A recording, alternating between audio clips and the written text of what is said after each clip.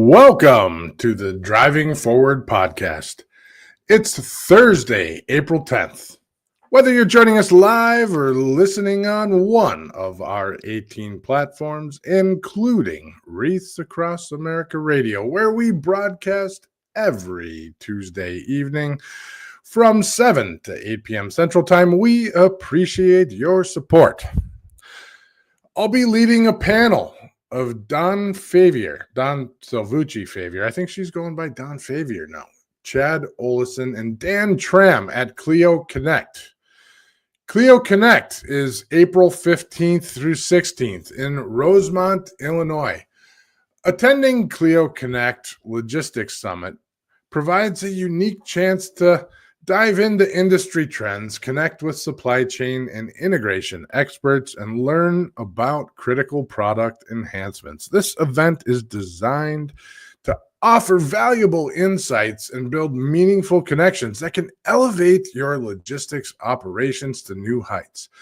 Check it out at Clio.com. I think you can still get in, and it's free admission. First off, I think this panel's just amazing. When they were talking about this panel, we all kind of flipped out. We were pretty excited that we all get to sit up there and chop it up for a while. Next week on Driving Forward, following Clio Connect, we're going to give you a glimpse into something new, something a little different.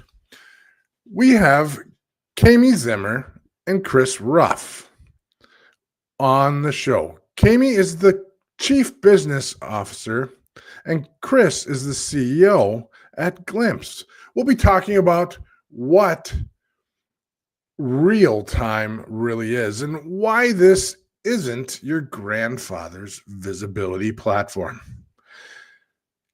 Kami and Chris have great backgrounds, as well as I'm looking forward to digging into their full stories.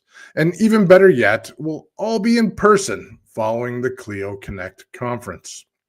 The week after, we have the one and the only John Leach. John is the CEO at FLS Transportation Services. We'll chat with John about his story and the history of FLS as well. I've had the privilege of being close to FLS for a number of years and seeing the impact John and his team has had on the organization. This should be a great discussion and one that you won't want to miss. Following John Leach, we'll be at Broker Carrier Summit, April 28th through May 2nd in Indianapolis. Check it out at www.brokercarriersummit.com. At the Broker Carrier Summit, we're on a mission to transform the relationships between carriers and brokers, say goodbye to distrust and hello to mutually beneficial partnerships.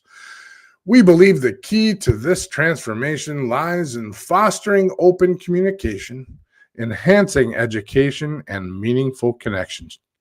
For a discount code, use the code Freight Movement, FR8MVMT. There are few people in this industry who don't just work in trucking. They work on it. They carry the weight of it, the soul of it, and they spend every single day trying to make it better. Today's guest is one of those people. Adam Wingfield is the founder and managing director of Innovative Logistics Group, a company that's become a lifeline for small carriers across the country. He's got more than 2 decades in this game. Starting behind the wheel, he bought his first truck at 23 and turned that one truck into a movement. Now, Adam is one of the most respected voices in trucking, not just because he's seen it all, but because he's done it all. He's been the steady hand guiding carriers through the chaos, offering strategy, systems, and straight up truths about what it takes to make it in this industry. You've seen him at FreightWaves creating the Playbook, dropping knowledge on the Long Haul podcast, and standing tall as a speaker and a board member at the Broker Carrier Summit, where he brought the house down with insight, clarity, and a message that hits home for every small carrier in the room. This isn't just an interview. This is a conversation with someone who gives a damn. So if you're a driver, a dispatcher, a broker, or a founder, you're going to want to listen in to every word because Adam doesn't hold back. And by the end of this episode, you're going to be thinking a little deeper, dreaming a little bigger, and walking a little taller in your lane. Adam, let's bring him in. Welcome to the show. Thanks for having me, Nate. How are you doing? I'm doing great. So I got to say, you're probably the first person that I've had on that's live from the FreightWaves showroom floor. Yeah, we're working, man. You know, the Playbook project is one that I'm super passionate about and really want to continue to put the work in. And it's a non-stop, never-ending improvement cycle that we focus on. So I'm doing some overtime in Chattanooga this week.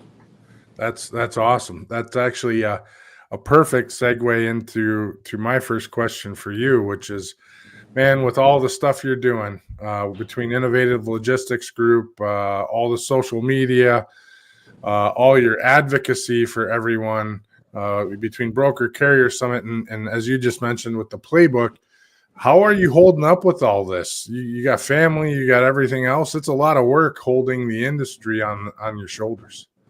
Yeah, it's a lot, it's a lot. And one of the things that I'm really, really mindful of is protecting my time too, as well. It's easy to get down that rabbit hole of, we talked about it before we came on live, getting down in the rabbit hole of feeding into negativity, feeding into trolls, things of that nature. I just maintain just what the mission is and understand that the mission is some of the things that there's battles along the way that have to be won along the way. And those are the small micro battles that, I ensure that I want to make sure that the end goal, which is to leave the industry in a better place, I've got to make sure I'm doing those things. So, it's a lot, but, I think it's rewarding to me. I get my most reward from seeing people successful and helping people become successful. And as long as I can continue to get that, it's almost like an endorphin high that I continuously strive to seek. I strive to see people improve. I strive to see success stories. I strive to see people win in places where, it's more of a David and a Goliath. And I love seeing those stories of success. And that's what keeps driving me. I think that's that's the mission, right? I mean, that's really what puts you in the spot that you're in today is you've been successful. You have kind of a unique story. We have actually similar stories in a lot of ways, starting as drivers, moving into various operations roles, and then eventually helping out fleets. You kind of picked one direction with fleets. I picked a different direction in fleets. So, when you go down that direction as a fleet owner, I mean, we'll go back to being a driver eventually. A lot of people know your story, so what I don't want to do is come and talk on here and relive the same interview that you've done a million times. So I want to do this differently. But so we're going to skip the Adam Wingfield story. So no worries. But if we feel like we need to go back and talk about it, and I'll let you so if there's a story that we need to go back and set because of a question that I ask, let me know that we need to do that. So going back to when you were a small fleet owner, what's some of the hardest lessons that you learned? Because I think that's where, being a driver, being a fleet owner, you also worked at a larger carrier too. But I think, being the owner of the fleet and having to be responsible for anything and everything, including the livelihood for people. And that to me was a meaningful thing. I owned a small fleet as well.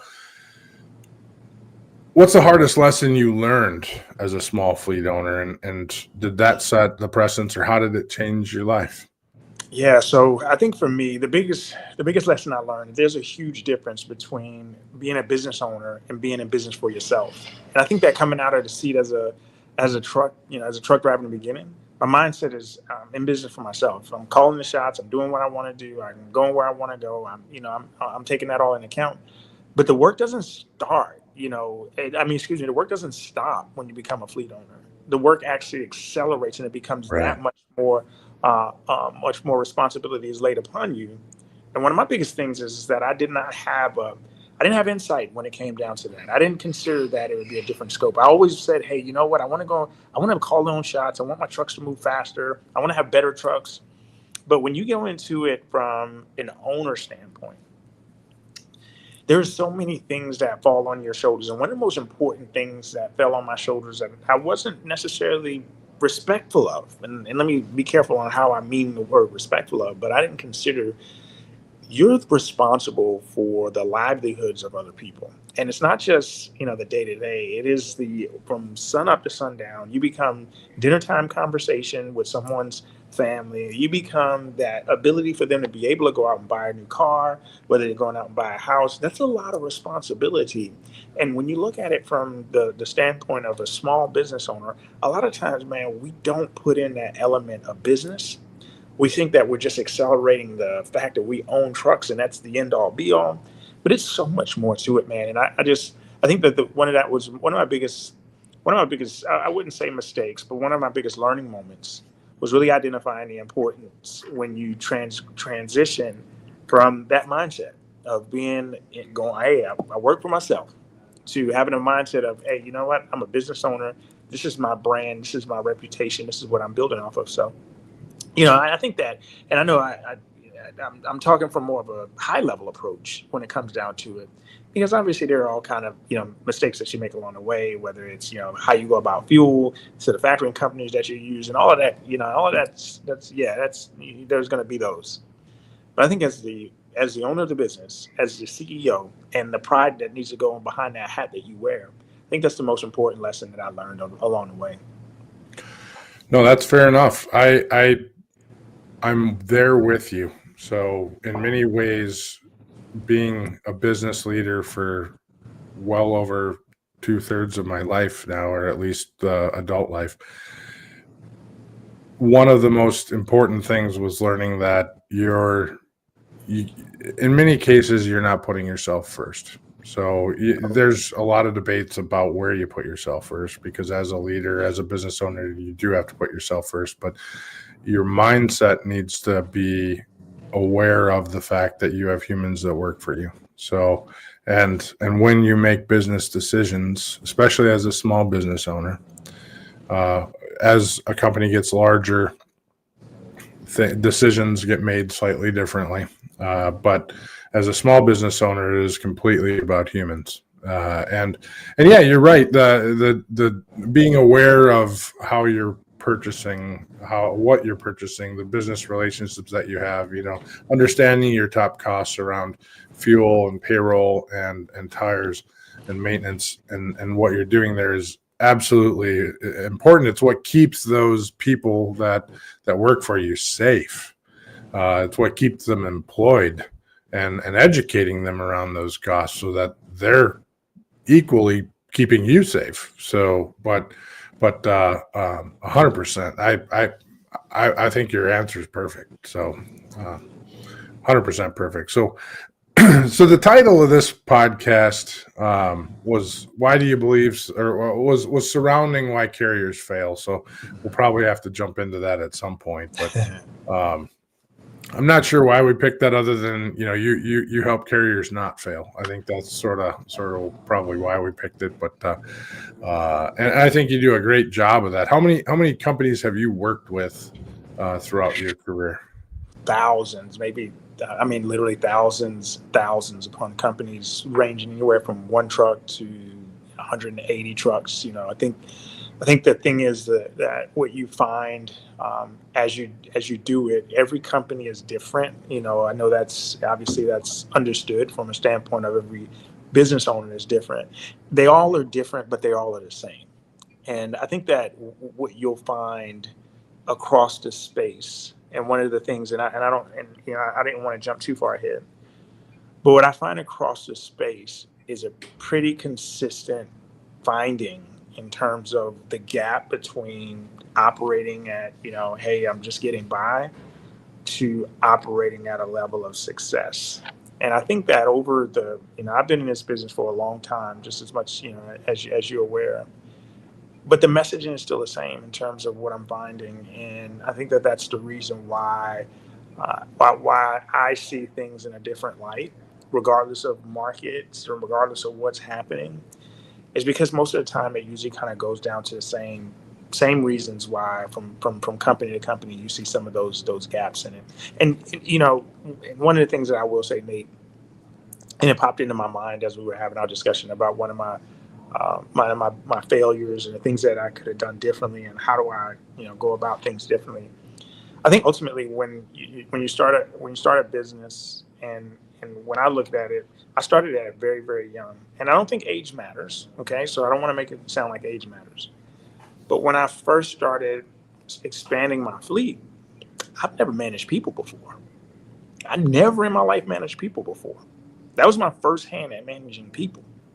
So I'm learning along the way on how to become a people leader, and that is a totally different skill set in its own that people just don't understand. And people quit their bosses, right? They quit the people that they work for. And that is one of the things that you find very, very common, unfortunately, amongst fleet owners, is that, hey, this is either your first gig at leadership or you're not good at a leader at all. I see that come up a lot. And you see the turnover and the retention issues, and you see equipment damages, and it all has a root driving factor into it. So, and that's just based on experience that I see. It's just one of those things that I had to go back, and I'm like, you know what? I was a young kid on the block that had no idea on how to lead people, and so a lot of my failures came from that. Yeah, I hear that loud and clear. I went into leadership roles very quickly. So by my mid-20s, I had hundreds of people working for me, and I had to figure that out really quickly.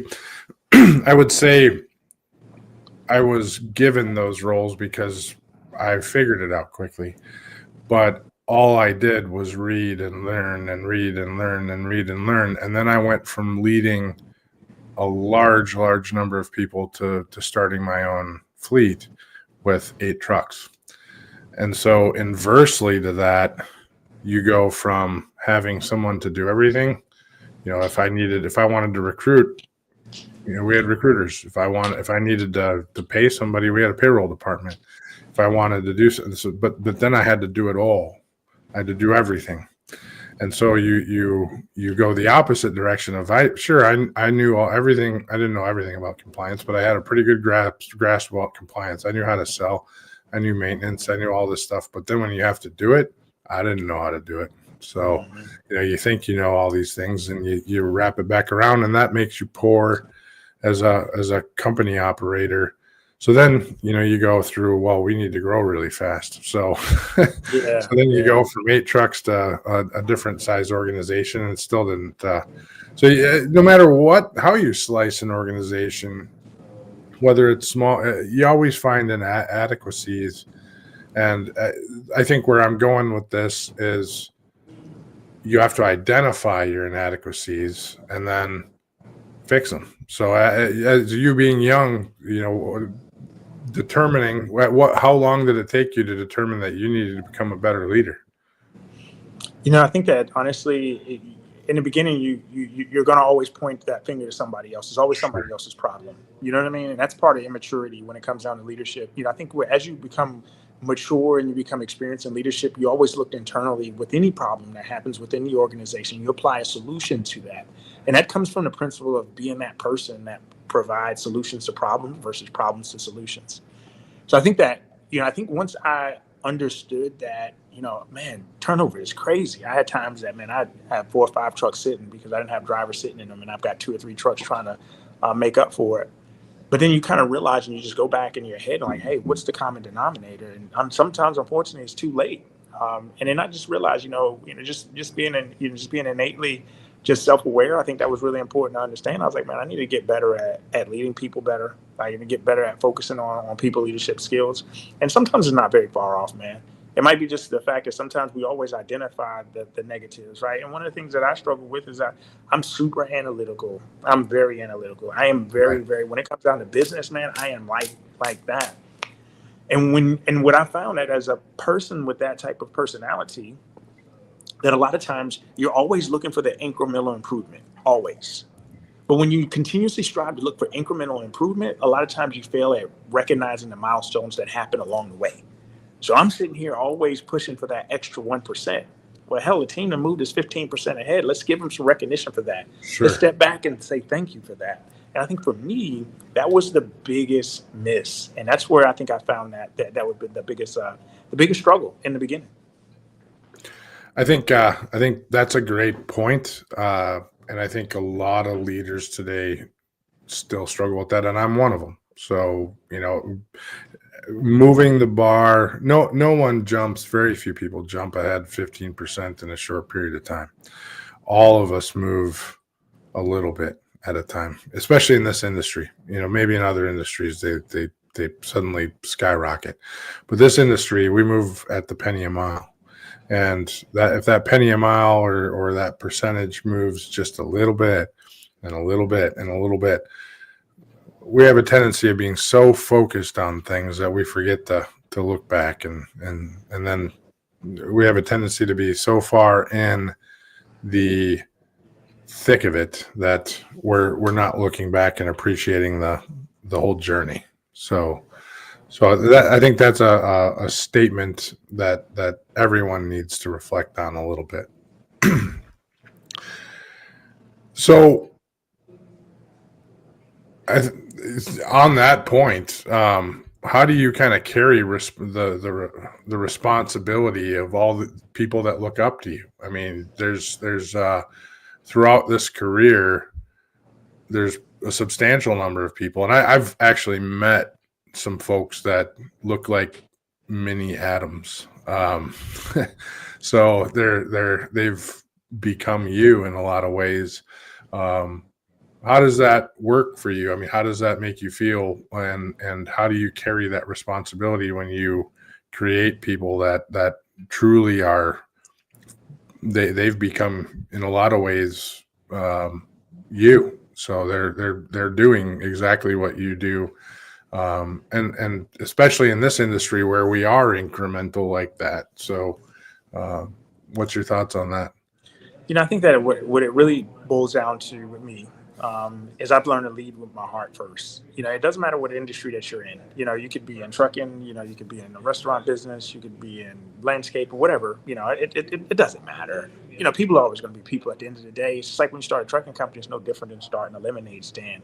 There's some differences in operations, but overall, the business side of it is going to be pretty much the same in terms of principles and how to apply those principles to get success, especially at scale. So it inspires me when I'm able to coach, mentor, provide guidance, long-term assistance to someone, and I start seeing myself in that person. But I think I mirror that to when you see yourself in anybody that's ever coached any type of sports.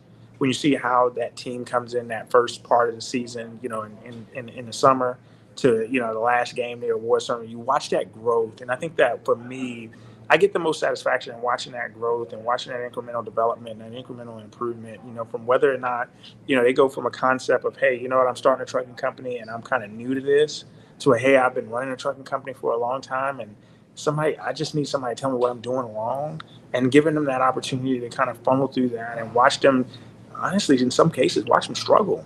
I watch them struggle and juggle, that balance and personality conflicts, and whether it be things that they're not aware of. Self-awareness is really, really important. But I think that, just as an extension of any type of business, it's super important to understand that as a leader, it's a big responsibility.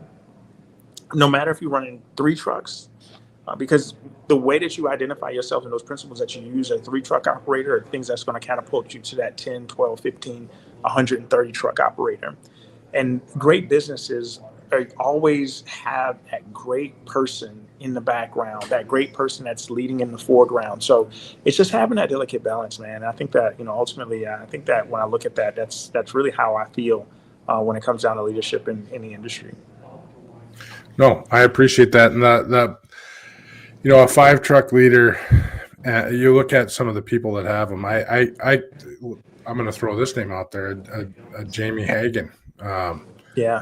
He's a great example of somebody who has a mindset and the way that he looks at things. And he certainly, it would be interesting to see how he would lead a 130 truck fleet. But, I know he's looking to grow, but he grows at the speed that Hellbent Hagen wants to grow. So, and that's what he wants to do.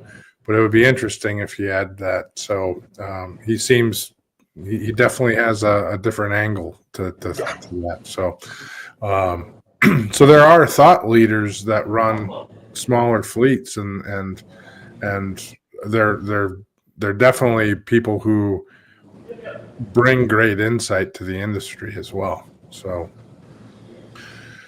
So let's talk a little bit before we go to a brief break. Let's talk a little bit about Playbook and what you're doing here. Lots of people can see you quite frequently on it and what you're up to. So let's touch on that before we get to break, and we'll come back with a bunch more questions. Yeah, sure. So the Playbook is a project that I collaborated with FreightWaves on to really kind of get a resource, a one-stop shop for owner-operators, small fleet owners that want to be successful in the business. We've compiled a ton of resources into one place, along with the actual data that FreightWaves offers on their end to be able to digestibly deliver. Not only are we delivering internal master classes every 2 weeks, we're also delivering white papers, which are really, really important because they go hand in hand with those master classes. We're delivering different types of content like market updates inside the Playbook portal. And then we've got some very unique partners that we're developing some really, really good tools and resources to, again, identify gaps and help get carriers through those mixes. So, and the things that we cover within masterclass, we have masterclasses on leadership. We have masterclasses on compliance. So it's really coming in and just being a one-stop resource. We also have the quarterly almanac that we put out, which is our print publication. We've got the long haul podcast. We've got the newsletter that we do every single week. There's a lot of different insights and a lot of different things being poured into it. But I'm super excited about this project because of where we feel like we are as an industry. There's so many different influencers. There's so much information coming, but it's providing really just that vetted information. That's what the Playbook's about. I'm excited about it. I think it's been needed for a long time with the authority of FreightWaves, with the authority of yourself, vetting that out, putting it together into a nice program, putting it out there in a large way that can be consumed by, anyone really for the most part. It's just so desired and needed by that side of the industry. We've had lots of tools on the non-asset side for a long time, and the voice of the asset-based side has not been loud enough. And social media, on the podcast, there's plenty of guys out there talking, plenty of people out there talking, but I've talked, primarily we look at ourselves as an organization that represents the asset-based side of we certainly talk with folks that are non-asset, but largely we talk with asset-based carriers, and we continually are told, there's not enough programs like ourselves, not enough programs like you guys are doing. So we really appreciate that what you're coming forward with, and just in general, anything that puts out factual-based data to help the small fleets, the mid-sized fleets, owner-operators do better. So anything in general. What you did on Twitter the other night, I thought was just absolutely amazing. You just came out and just started talking gold. So talking gold. Anybody, there was, at one time, I think maybe close to 40 people on listening. And for those that had never listened to you before, they walked away with thousands and thousands of dollars of savings if they would have enacted on it. Yeah. Some of those people probably had listened to you before, whether or not they had written it down, whatever the case might have been. But there was plenty of takeaway that, to some of us is kind of trucking 101, but to people who are just trying to figure it out, that bought trucks during COVID and got to experience a very easy market and are now trying to figure it out. These are practices that control your costs and get you into a healthy way. So with that being said, if you guys have questions for Adam, pop them out here. We'd be happy to hear them. Cue them up while we go to break, and we'll be back in just shy of 2 minutes.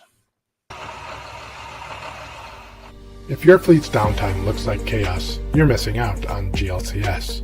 In the fast-paced world of trucking and logistics, time is everything. Meet GLCS, your expert partner in managed IT services. We integrate seamlessly with your team, bringing seasoned IT professionals with deep transportation and logistics expertise. Imagine your software updates running smoothly, complex issues resolved quickly, and operations humming with efficiency. GLCS has your back. Our support doesn't just fix problems, it prevents them. With our industry connections and proactive approach, we keep your trucks rolling and your brokers working.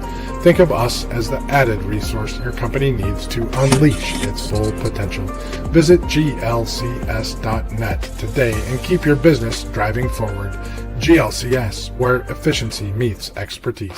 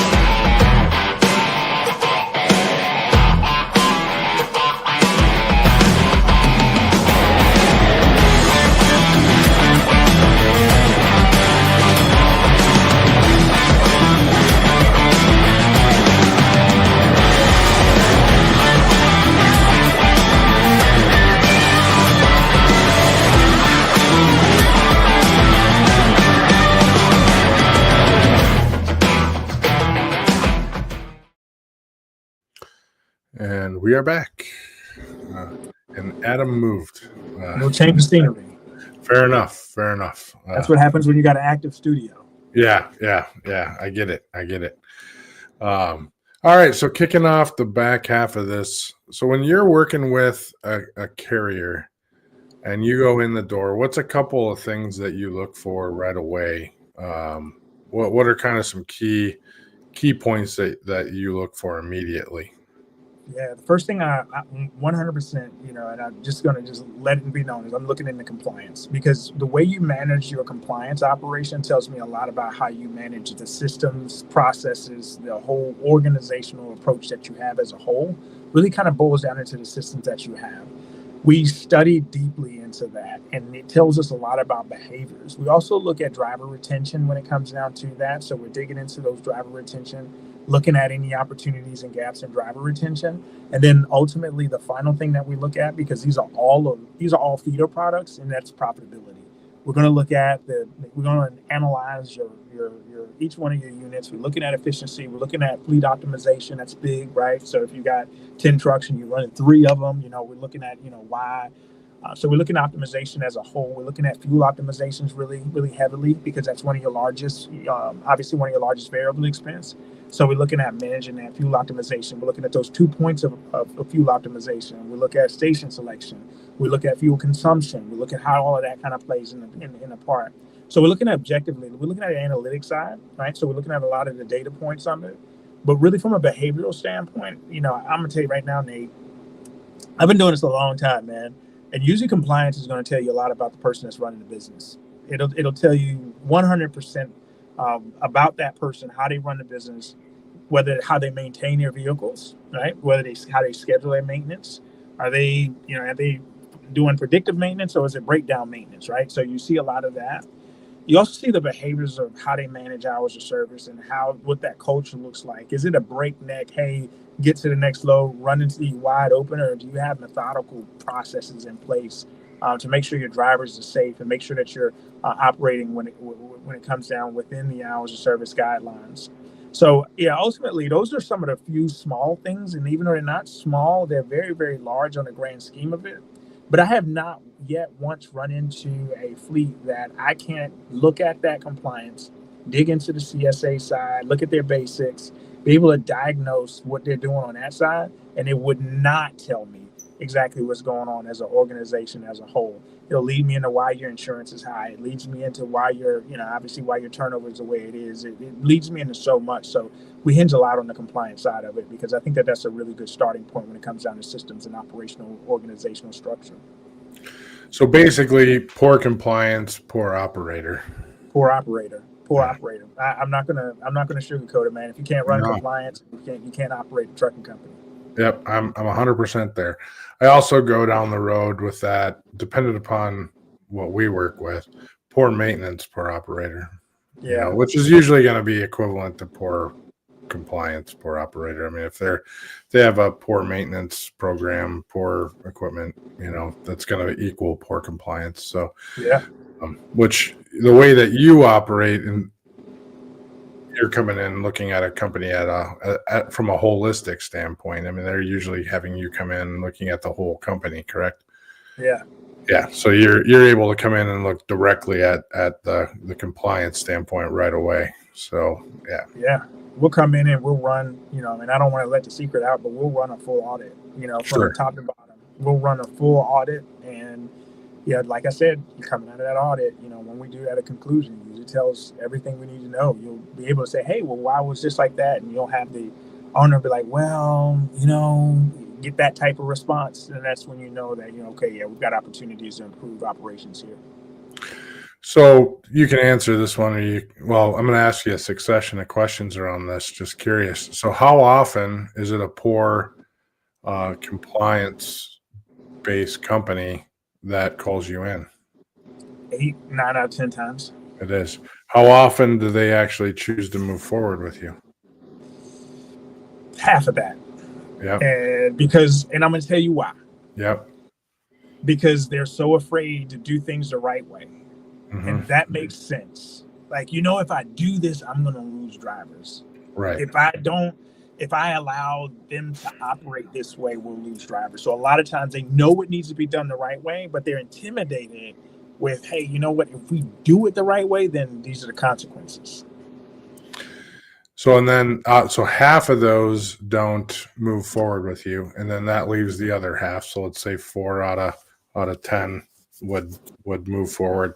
Out of those, how many experience a significant gain?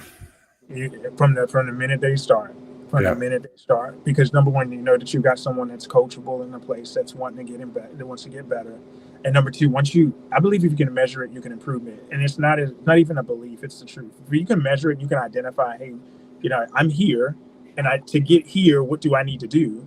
And if I can measure it, I can improve it. So typically what you'll find is once they get started, I mean, the improvement, succession of improvement is it's a very short time before they start seeing those results. Yeah. So it's all about just asking and then listening and then executing.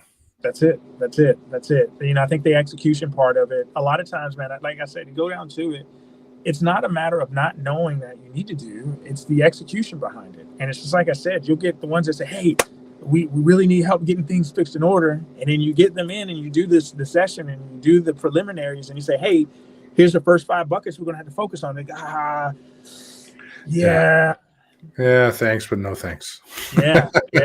Nah, I'd rather, no, you know what? I'd rather, I shouldn't do things this way, but I think that we better keep going down the highway that we're going. Right. Yeah, no, I understand that entirely. We look at it more on the technology standpoint, but it's categorically kind of the same thing. So, and if I may, let me share you an example. And this one stands out to me because over my years of experience, this is one of the ones that really kind of stood out more than anything else that I've heard. So with all of the things going on with, non-domicile versus domicile CDL and all that good stuff. Mm-hmm. So we had a client come in and ran a good business until we dug into this particular component of it.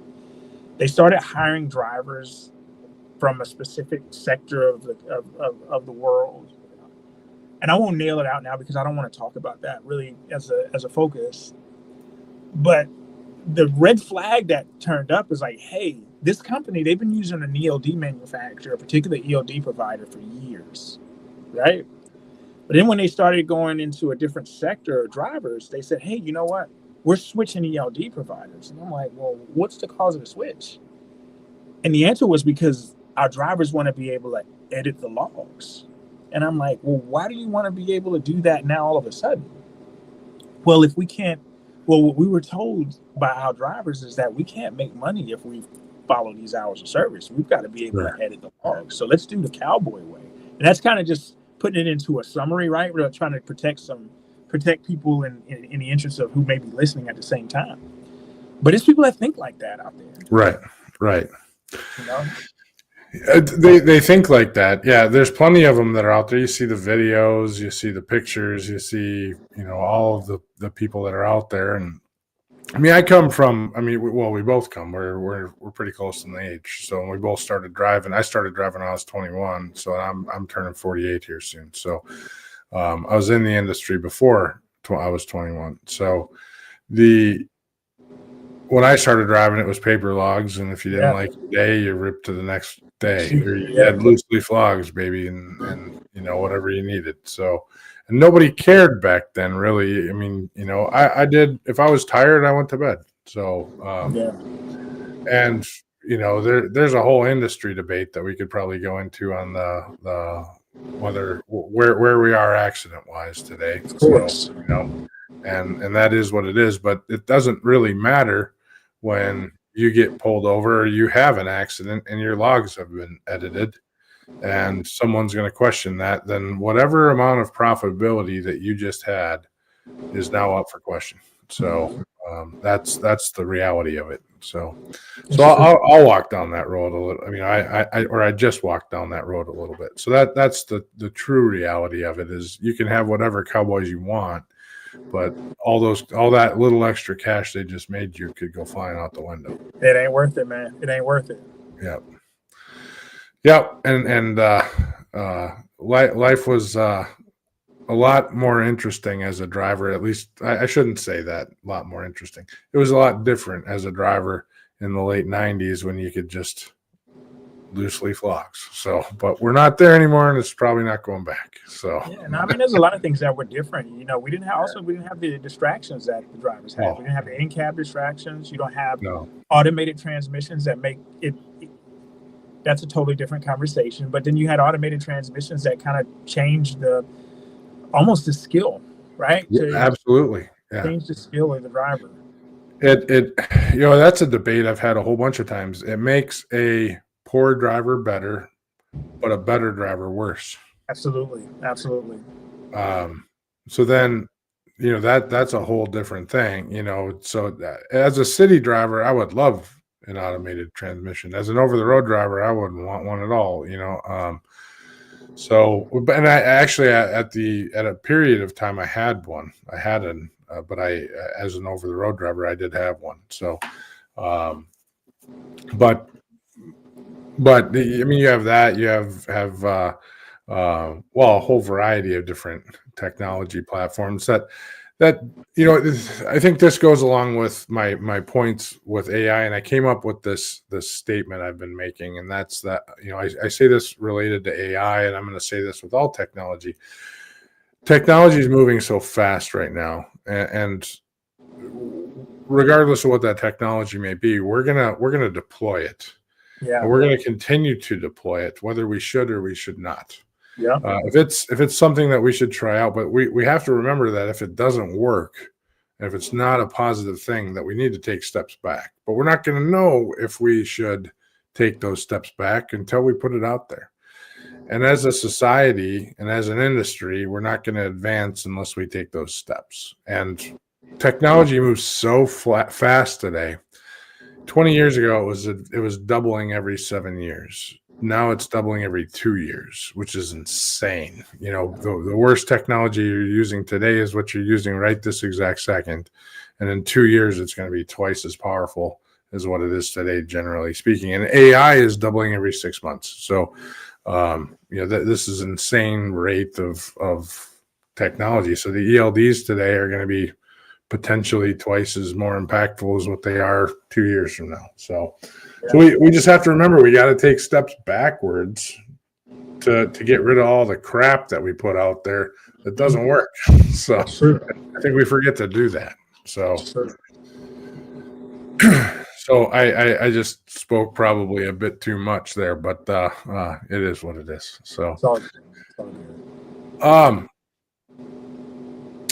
let's so after you go through that, so you go through this whole process of the evaluation, you move down the road, you work with a company to enact that. How do you continually work with that company moving along? Then you just have regular touch bases with them? Yeah, so the way we have it structured, we touch bases with them on a bi-weekly basis on a 12-month cycle. So we're touching 26 points. You're going to have some sessions where you show improvement. You have some sessions where there's going to be some stagnation. But we deliver it out in 12 months because, obviously, in order to see a habit, they say it takes 21 days to make a habit. I say it takes a year. Right? Sure. So I want to see that as part of your culture. I want to see that as part of how you operate your business. I want to see you truly implementing that as something that's almost you can do it in your sleep that particular way. So I think that, ultimately, once we go into that, we have milestones that we approach. We have milestones that we look at. We have an objective over a 12-month period on where we want to be at, whether it be, hey, we want to have our CSA scores here. We want to have each one of the drivers, this is their new baseline safety score that we want to have in the ELD. We have those things that we have as overall directions of improvement that we want to see. But I think it's the bi-weekly touch points that holds the owner accountable, that holds the team accountable, that allows us to have those action steps that are needed. Our system is continuously sending them homework assignments. So they get homework assignments continuously. So it's almost like being in school, man. It's one of those things where you're like, hey, man, I didn't realize it was this much work. But yeah, when you want to improve, it's work. You want to lose weight, you got to work out, 100 times the amount of weight you want to lose. So that's our approach and how we go and deliver it. No, that's perfect. So, I mean, it's ultimately a program, a school. It's all of the above. So you're going to go learn and be held accountable. So 100%. I think that's the key. You're going to be held accountable, and many people need that. Many people don't want it, but many people need it. Right. Most don't want it. Most don't want the accountability. They don't. The crazy thing, Nate, you go into business because you don't want to be told what to do. You go into business because you want independency and you don't want to have somebody breathing down your back. But ultimately, sometimes that's what you need in order to be successful, is because you have someone that's driving you to a level that you've never been before. And if you want to get to a place in life, sometimes you got to employ those people around you that have been where you want to go. And I think that when it comes down to accountability, that's one of the things, the reason why I see a lot of small companies fail is because, hey, you know what? They've got someone that's running the company that if I was able to go in as a board of director on some of these small carrier companies, I would go in, the first thing I would do would be to fire the CEO. Sure. And and those are the things that are holding back the drivers that are getting stuck in the middle of nowhere because they're not maintaining the equipment and the truck's down for a week and a half or 2 weeks at a time. It's the owner's fault that stuff's happening. And that's the reason why I'm so passionate about starting at the top, starting with accountability, ensuring the owner does the right thing, because you as an owner, you represent more than just yourself. You have people that rely on you every single day, and you have to be held accountable for that. I agree. If there's something wrong with your company and you own it, it is your fault and your problem. There might be 100%. A root cause to that problem that you need to fix, but it's no one else's problem and it's no one else's fault than your own. There's no debate on that. Yeah, 100%. You can wrap that up in any other way. So that and when you accept that, I just wrote on this the other day. So it's interesting that we're talking about this, but I write on this kind of frequently. And if you actually dig past what I'm talking about, there's a core message behind it. But when you accept that as a leader and you start to live your life that way, it changes everything about the way that you lead an organization by 100%. And if you accept that that in your life, actually, it'll start to change you. So yeah. absolutely will change that. So what has trucking taught you about yourself that no other industry could have? Resilience. And I know that might be, I don't know, it might be considered cliche. It might be considered like, it's just word salad, but it's true. I don't think that there's any other industry that operates at the level of margins. Trucking is like golf, man. I hate golf, but you'll go out there, man, and you'll slice 100 balls, and all you need to do is hit that one down the fairway, man, and just right on point. And now, guess what? You want to come back and do it all over again. And that kind of reminds me of trucking, man. It really taught me a level of resilience. It taught me a level of discipline and professionalism, right? Because I think that's one of the things that I've learned most is really just being a professional. And it taught me how to be a professional and that resilience piece, man, because we've been in this since October 2000. And I've seen the highs and lows. I can't tell you how many times we've seen highs and lows at this point. And then you watch people now, the microwave success, I bought a truck and I'm entitled to succeed because I own a truck. I unlearned a lot of that a long time ago, and it helped me become more accountable to myself and accountable to my own results. So I think resiliency is number one. Accountability is number two. But quite frankly, professionalism is number three, because I look at this industry, man, it's one of the industries where professionalism doesn't surface all the way to the top. Whether it's an email exchange between a broker and a carrier, whether it's a phone conversation that goes left, whether it's, social media posts, like this industry is not an industry that you like, man, it's clean and smooth, it's professional. So that I approach this with a level of professionalism, which is completely different. And I think that that's the thing that has taught me how to be a consummate professional in everything I do, how to be that red rose in a bed of white roses, how to do things differently and stand out a little bit more differently just because of my demeanor and approach. So I think those are things that really taught me in this industry. I appreciate that answer. That's great. And I agree with the golf analogy. Actually, if you ever get a chance, listen to Alice Cooper talk about golf. And it's a similar analogy, but it has to do with him kicking his drug addiction. And he equates it to golf. But same thing, the highs and lows. So because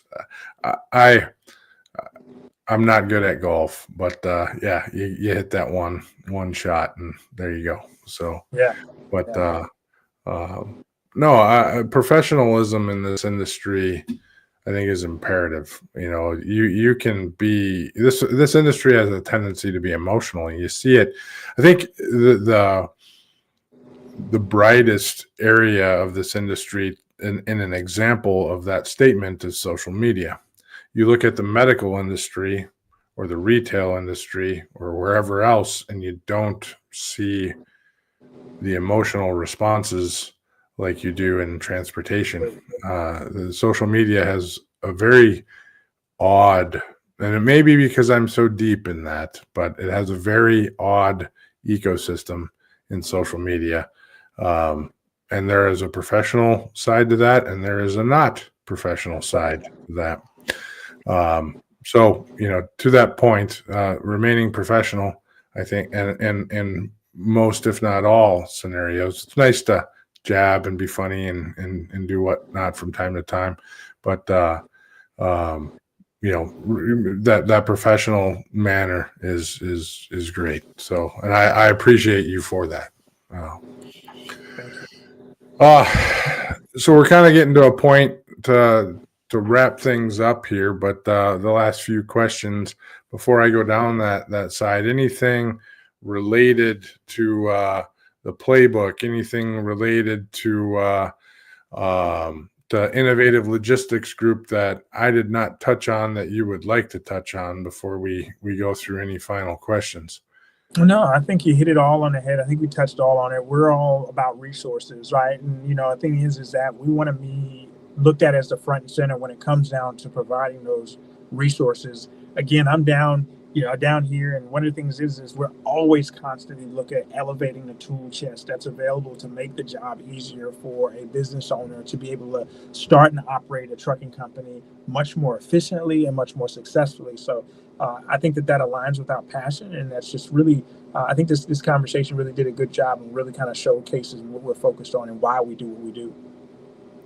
Yeah, I appreciate what you do, and in a final question, and we'll get some socials and a few other things. But if every trucker out there, every fleet owner out there, if every aspiring entrepreneur in this industry was listening to you right now, and you were able to give them a message that they'll never forget, what would you say? Mind your damn business. And what I mean by that is that there's no such thing as an average in this industry when it comes to your business. Put your business first. Put your blinders on. What works for Nate will not guarantee work for me. Find out what that is about your business and stay focused on it. Every time we talk, I said this the last time we talked a couple months ago.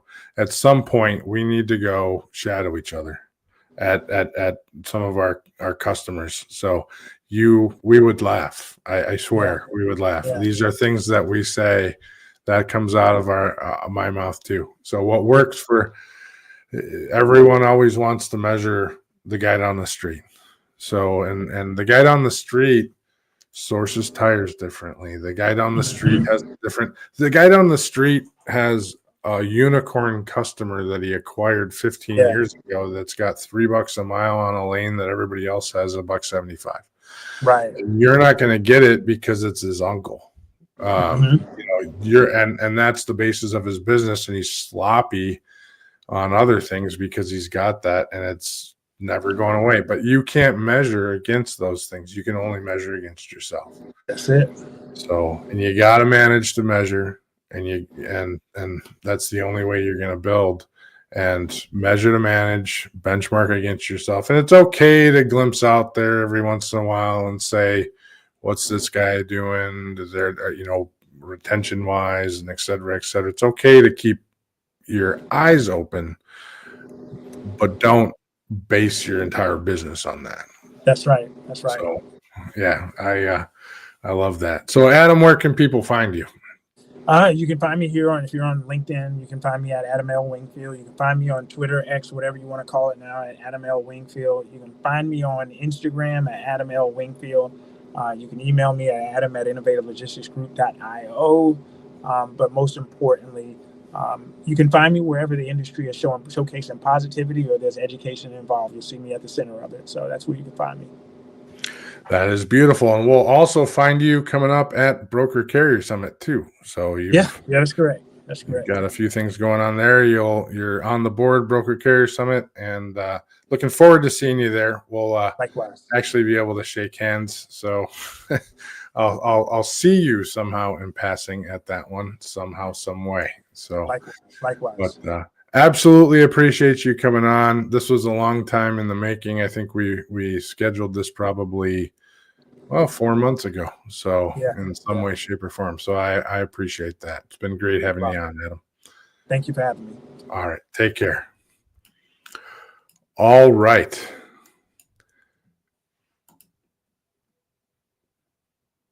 Had a bit of technical issue. So if there's a lot of noise in this industry, a lot of talk, a lot of gurus, but here's the truth. Surviving in trucking isn't about hacks. It's about heart and habits. Having heart gets you in the game, but what keeps you there is discipline. Knowing your numbers, it's not chasing freight. You're chasing efficiency. It's getting rid of the chaos and building systems that work. The systems that work when you're too tired to think. Because let's be real, being a small carrier today is like being in a war. The rates are tight, fuel's expensive, margins are thin, and no one's coming to save you. So here's what it takes to beat the odds. You got to run lean. Know your cost per mile like it's your social security number. Build your processes from dispatch to invoicing. What you don't automate, you'll drown in. Track everything. If you can't measure it, you can't manage it. Treat your business like a business, not a hustle, not a side gig, a real sustainable, scalable business. And invest in mindset, because if you break, the business breaks. Small carriers aren't failing because they're weak. They're failing because they're out here trying to run multi-million-dollar operations with paper processes, outdated tools, and no support. That's your fault because it's your responsibility.